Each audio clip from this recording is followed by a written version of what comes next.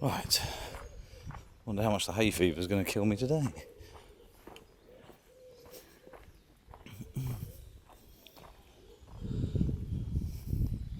Got this view here, which is always pretty cool.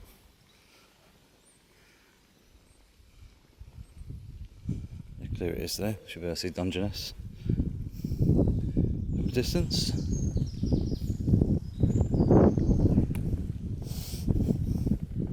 People having photos down there.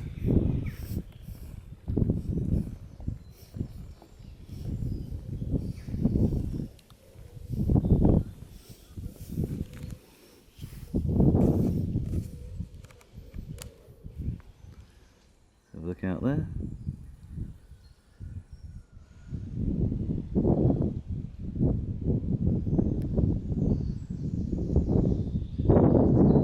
English Channel in the distance.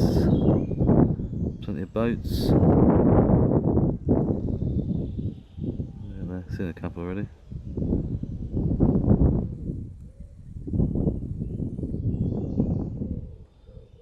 Living down on the beach. Just the other side of the chimney. Big boy, look at that.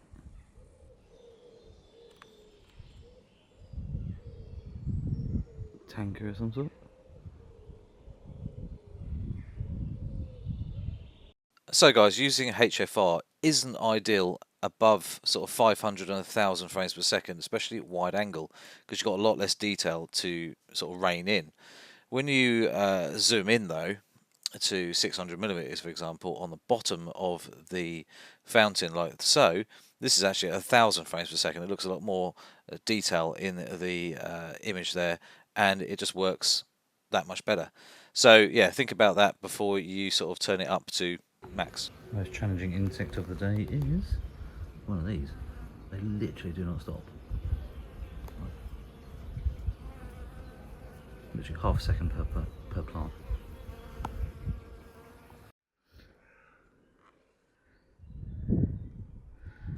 Got these, I think they're hummingbird moths.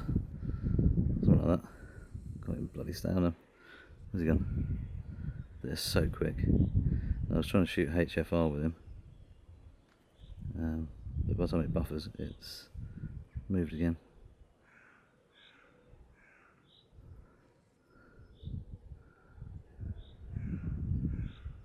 Crazy quick.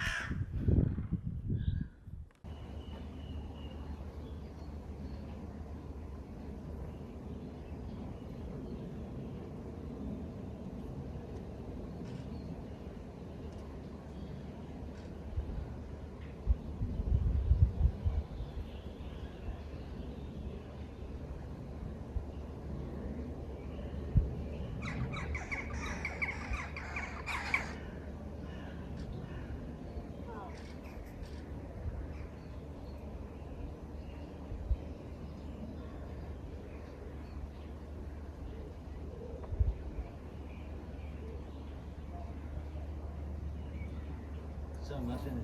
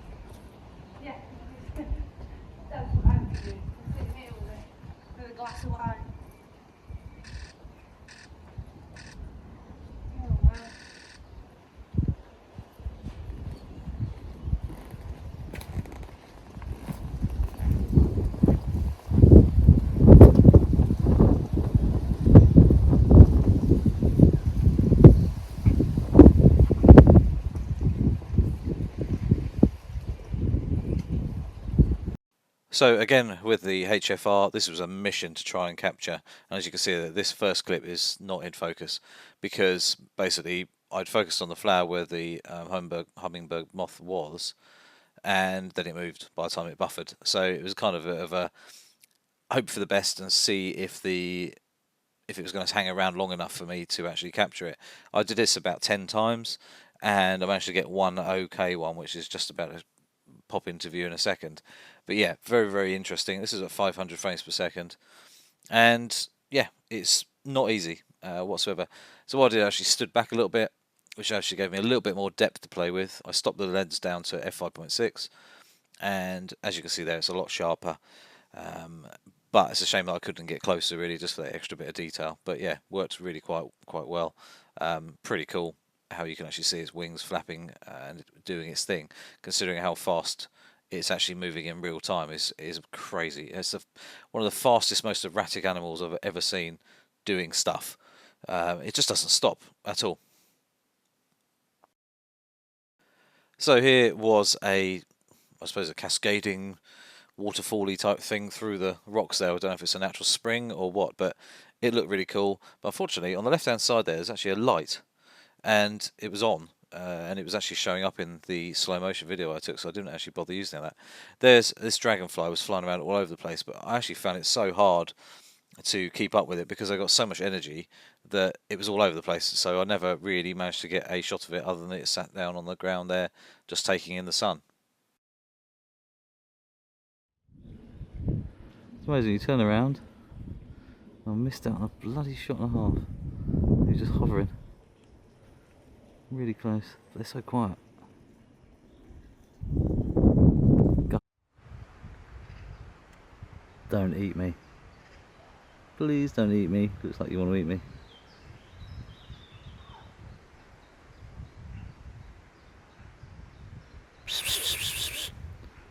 Meow.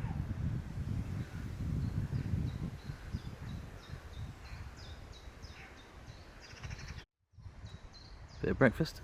Yum yum yum.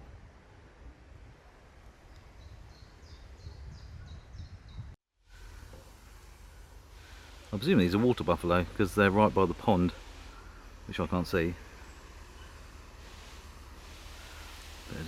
I've seen pictures, well, when I drove past with the safari thing, there was one in there one time, so big horns.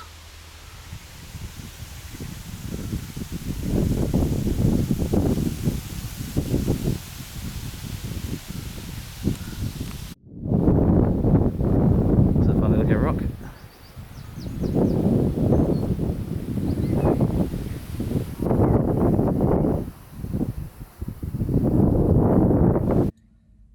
So, hi guys, I've been out today with the Rx10 Mark IV. I haven't used it very much recently, so I thought, you know, I'm going to take it out. It's very easy, obviously, to carry around. It doesn't take much weight. And went to Port Lympne because I've still got a year ticket. They're still, what you call it, valid.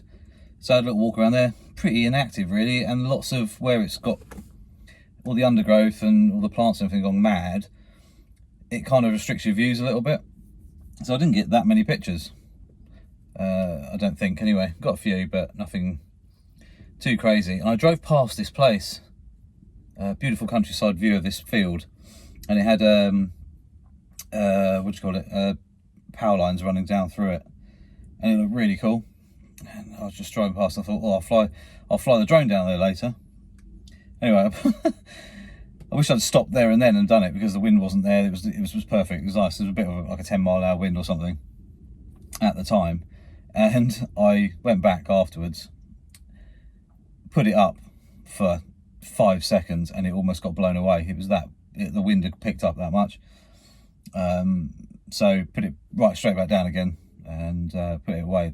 I just thought, so I'll have to go up there at some point and get a nice early morning or sunrise or something. Would be quite nice. It's just this flowing field. Well, it's a wheat field at the moment, but it looks really, really cool. So yeah, that was cool. And it chucked it down with rain, and I thought, oh, I might as well head down to Dungeness. So I'm at Dungeness at the minute on the beach and everything, but the wind's quite breezy. So yeah, I've done a few little bit of slow motion poppies moving around in the wind, and a few other things as well. Yeah, not bad really. Just gonna have a drink and something to eat, and then just carry on a bit and see what else I can find. Really, it's just a bit of a day out, you know, something to do. A bit of fresh air. It's definitely fresh, but it's still a lovely day. It's just a shame it's really windy, because I'd like to have flown the drone safely without, you know, possibly crashing it or losing it, one of the two. It's just really blustery. It's hitting 39 miles an hour, like blustering, and the Mini 3 is nowhere near designed for that. If it was up to 25 like the other day when I took it out, it'd be totally fine, but it's not. It's way above that, going by the UAV app, and it feels like it as well. It's, you know, you'll be fine. It's like a strong breeze, and then suddenly you just get this woof, a bit more oomph, and it's just like, no, just the drone was, I think you might even be able to see it on the video that I started when I took off, of how much all over the place it was, and it was just struggling to stay in one position. So I just brought it straight back down, and I thought, no chance. I'm kind of, even though it didn't feel that bad when I was stood there. But anyway, yeah.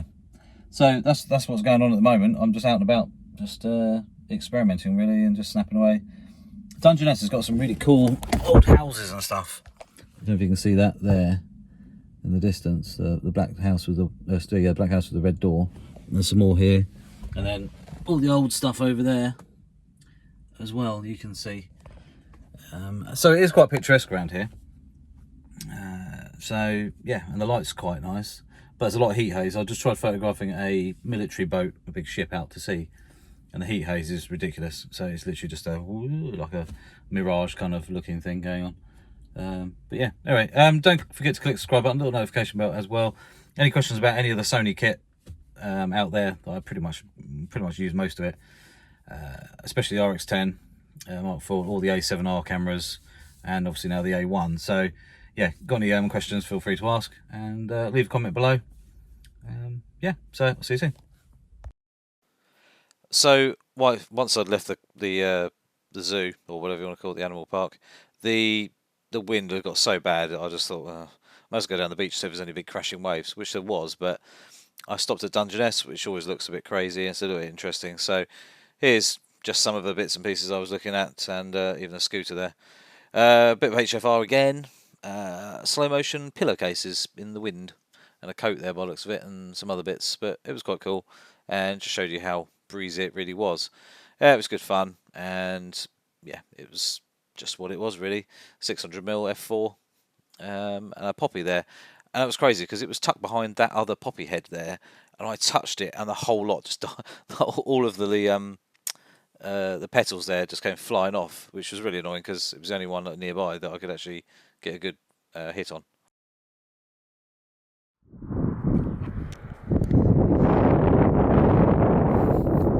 Well, the wind's got extremely breezy, as you can hear. So as you could hear there, plenty of wind, and basically, yeah, I just sort of muted it because it was so windy that you couldn't hear what I was saying. But basically, I'm just saying it's crazy windy. Dungeness had some really cool old houses and stuff like that, and the old power station over there, which you can see here, the nuclear power station, which is being decommissioned over the years. That old house there is quite famous, I think. There's a garden there you can actually go into and have a wander around, which some people were doing. That platform there had been a tower for years, but they've done some work on it and actually made it much more interesting. But as you can see here, just wandering around, the wind just built up, and it was just a constant blast of air.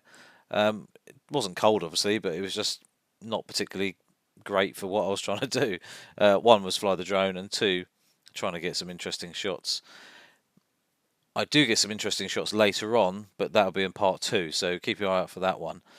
Yeah, but as you can see here, when I zoom in, there's a boat there on the beach. Look at the heat haze in the distance. How that's just been, I don't know if it's been blown past or what. I suppose it is. But yeah, pretty crazy that it was that hazy and it was just that windy. So considering the morning, it wasn't bad at all. It was about 10 miles an hour, I think. Then it was up to sort of 39 to 45 gusts, which was really not good. Photos wise, quite like this one actually. Just shot with the RX10 Mark IV, by the way. Straight out of the camera. This is a little bit of a crop in, But again, you can see the heat haze here. Kind of adds to the picture, I suppose, and it looks summery, even though it's an old winch there running off an engine of some sort. This kind of gives you the sharpness detail of the RX10, so 24mm, and then into about 400 there. And you can see there's plenty of detail, no sharpening to the images, just raw conversion straight into JPEG. Job done. I just want to show you what it can do if you're thinking about buying the camera. Another shot there of an old building. I've got plenty of shots of this thing up to 20 odd years ago when it had a roof on it still, and there's plenty of old buildings and boats there that have all become sort of completely scrap or whatever. That's that military boat I was talking about. You can hardly see it. It's not hardly in focus. The camera didn't like focusing on it. A couple of people walking past I thought was quite interesting. I actually quite like this shot because you've got kind of a bit of a story going on. Guy with the camera, old boats and stuff like that, person with him as well. And then we've got these old buildings. It was quite good actually because we had the big moody clouds and everything behind. So that worked quite nicely as well. And that's that house that I quite like with the #1 lighthouse in the distance as well. So anyway, I hope you found the video a little bit interesting, and any questions about the RX10 Mark IV, give us a shout. Don't forget to click the subscribe button and the little notification bell as well. Part 2 is coming with actually some more interesting stuff coming down on the beach. Due to the wind, it was attracting a certain group of people that were really enjoying themselves out there. So yeah, anyway, I shall see you soon.